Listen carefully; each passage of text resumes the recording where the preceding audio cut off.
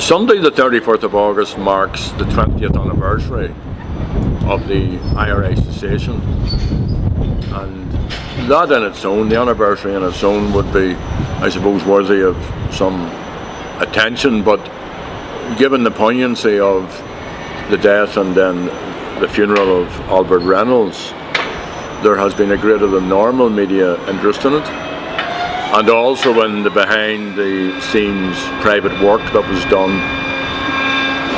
before Albert came into office and then during the early point of his term as Taoiseach.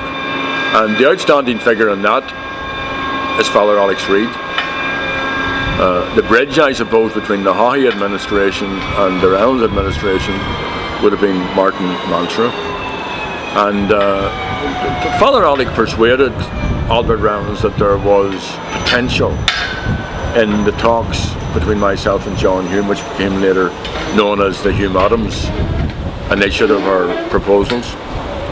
And while others were deriding these and undermining them when they became public, there was a lot of popular support for what we were suggesting, even though most people wouldn't have known the content of it. But we'd got a measure of agreement between myself and John Hume around there being no internal settlement, that there needed to be constitutional and political change, there could be no predetermined outcomes, equality and issues of parity, of esteem were all central planks in it.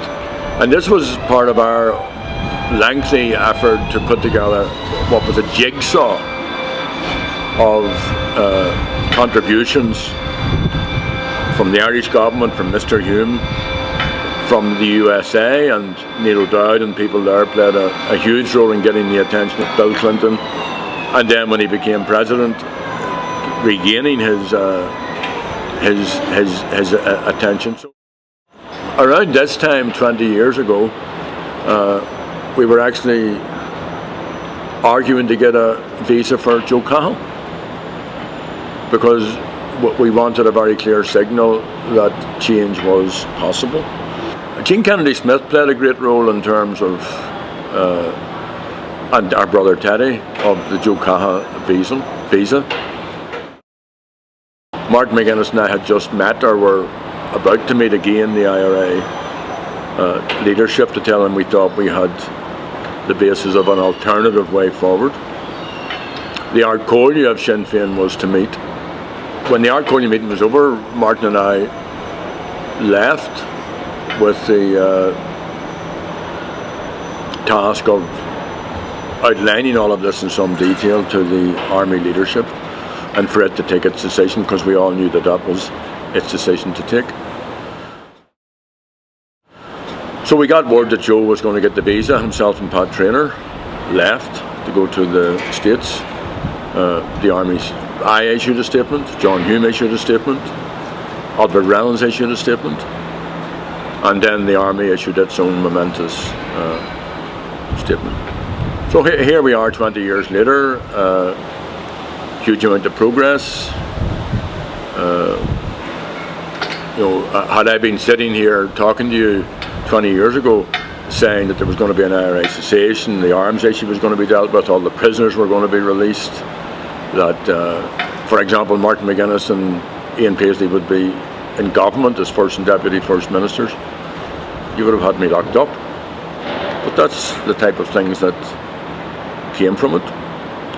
The Good Friday Agreement, the other agreements that came after that, were all as a result of that space being created. I suppose from the government's point of view, they had this little notion that, look, the SDLP are a government in waiting, and they will move into the space, and we'll tart the edifice of partition up a wee bit and move on. Where in fact what has happened is that the situation has been changed completely.